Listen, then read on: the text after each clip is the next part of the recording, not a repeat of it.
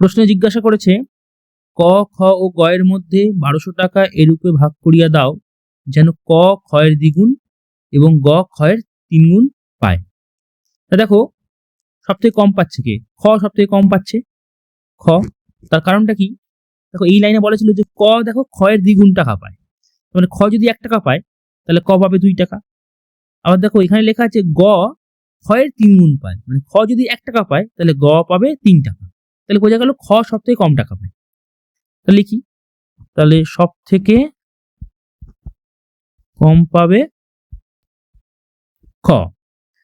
তা ধরে নিচ্ছি যে ক্ষয়ের জন্য যদি 1 ভাগ রাখা হয়, মানে যদি ক্ষয়ের জন্য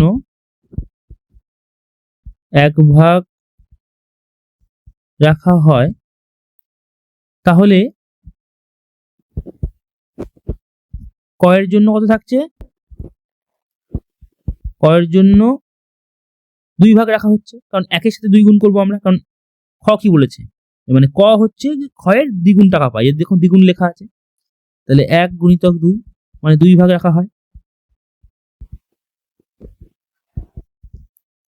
আর গয়ের জন্য কত রাখা হচ্ছে না, ক্ষয়ের হচ্ছে 3 গুণ, তাহলে খ তো এখানে 1 পেয়েছিল, তাহলে 1 গুণিতক 3 মানে 3 ভাগ রাখা হয়।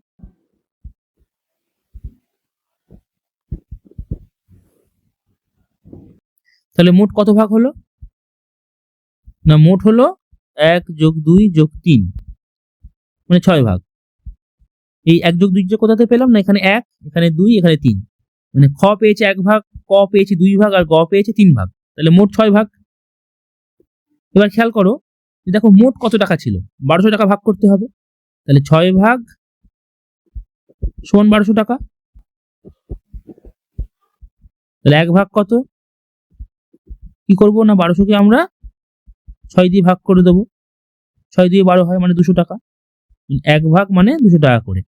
তাহলে খেয়াল করো, তাহলে 1 ভাগ কে পেয়েছিল? 1 ভাগ পেয়েছিল হচ্ছে খ, খ পেয়েছিল 1 ভাগ, তাহলে ক্ষয়ের টাকার পরিমাণ কত, মানে খ কত টাকা পেল না, খ পেল 200 টাকা।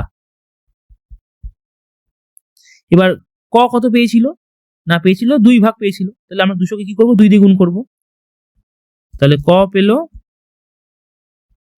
200 সাথে আমরা 2 গুণ করব সমান 400 টাকা। আর গ কত পেল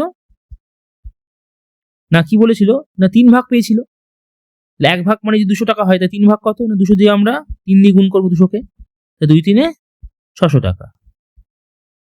তাহলে খ পেল 200 টাকা, ক পেল 400 টাকা আর গ পেল 600 টাকা। এবার খেয়াল করে দেখো তিনজনের টাকাকে আমরা যদি যোগ করি দেখো 1200 টাকা পাবো।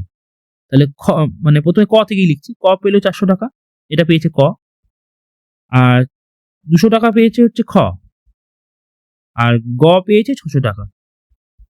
এবার তুমি যদি যোগ করো 0 0 6 2 8 আর 4 12, দেখো 1200 টাকা, এই যে দেখো প্রথমে 1200 টাকা ছিল, তাহলে মিললো হিসাবটা। তাহলে প্রত্যেকে কত টাকা পেলে বোঝা গেছে, আশা করছি বুঝতে পেরেছো। যদি কোনো জায়গায় বুঝতে অসুবিধা হয়ে থাকে আমাকে কমেন্ট করে জানিও, আমি উত্তর দিয়ে দেবো। ভিডিওটা দেখার জন্য ধন্যবাদ।